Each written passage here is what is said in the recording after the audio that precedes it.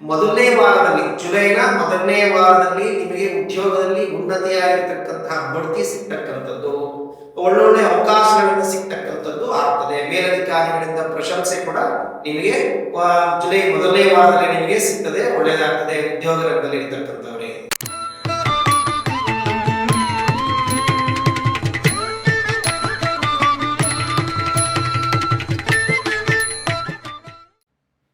ಓಂ ಶ್ರೀ ಗುರುಭ್ಯೋ ನಮಃ. ಉಗ್ರಂ ವೀರಂ ಮಹಾವಿಷ್ಣುಂ ಜ್ವಲಂತಂ ಸರ್ವತೋಮುಖಂ ನೃಸಿಂಹವೇಷಂ ಭದ್ರಂ ಮೃತ್ಯುಮೂರ್ತ್ಯೋ ನಮಾಮ್ಯಹಂ.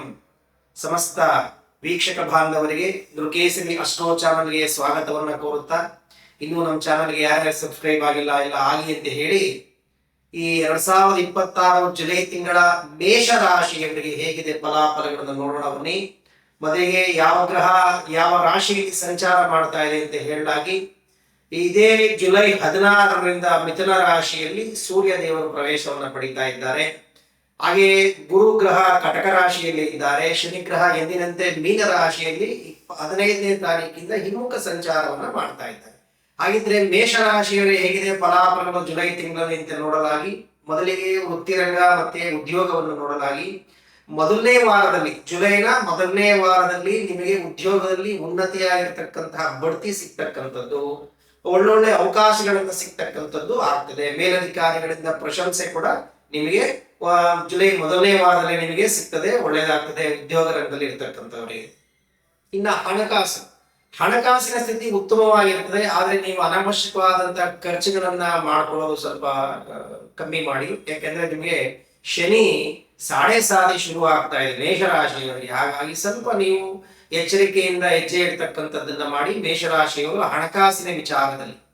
ಇನ್ನ ಸ್ವಂತ ಉದ್ಯೋಗ ಮಾಡ್ತಕ್ಕಂಥವರು, ವ್ಯಾಪಾರ ವ್ಯವಹಾರ ಮಾಡ್ತಕ್ಕಂಥವರಿಗೆ ಹೆಚ್ಚಿನ ಲಾಭ ಗಳಿಸ್ತಕ್ಕಂಥ ಅವಕಾಶ ಕೂಡ ಇದೆ.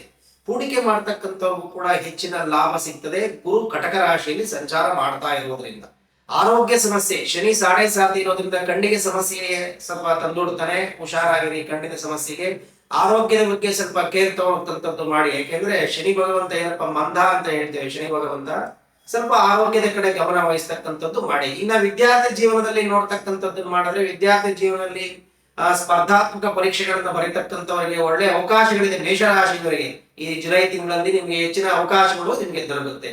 ಇನ್ನ ಕೌಟುಂಬಿಕವಾಗಿ ನೋಡೋದಾದ್ರೆ ಅವರ ಮಾತಿಗೆ ಸ್ವಲ್ಪ ಗಮನ ಕೊಡಿ. ಮನೆಯಲ್ಲಿ ಧಾರ್ಮಿಕ ಒಂದು ಕಾರ್ಯವನ್ನ ಮಾಡುವಂತ ಸಂದರ್ಭ ಬರ್ತದೆ. ಅಂದ್ರೆ ಒಳ್ಳೆ ಪೂಜೆ ಪುನಸ್ಕಾರವನ್ನ ಮನೆಯಲ್ಲಿ ಮಾಡ್ತೀರಿ, ಅವರೊಂದಿಗೆ ಧಾರ್ಮಿಕ ಪ್ರವಾಸ ಕೂಡ ಮಾಡುವಂತ ಸಂದರ್ಭ ಬರ್ತದೆ. ಒಟ್ಟಾರೆಯಾಗಿ ಕೌಟುಂಬಿಕವಾಗಿ ನೀವು ಶುಭವಾಗಿ ಪಡ್ತೀರಿ. ಇನ್ನ ಹೆಚ್ಚಿನ ಪರಿಹಾರ ಏನು ಮೇಷರಾಶಿಯವರಿಗೆ ಜುಲೈ ತಿಂಗಳಲ್ಲಿ ಅಂತಂದ್ರೆ, ನೀವು ಸೂರ್ಯ ಭಗವಂತನ ಬೆಳಗ್ಗೆ ಬೇಗ ಎದ್ದೇಳುವುದನ್ನ ಅಭ್ಯಾಸ ಮಾಡ್ಕೊಳ್ಳಿ. ಸೂರ್ಯನಿಗೆ ದೀರ್ಘದಂಡ ನಮಸ್ಕಾರವನ್ನ ಮಾಡ್ತಕ್ಕಂಥದ್ದು ಮಾಡಿ.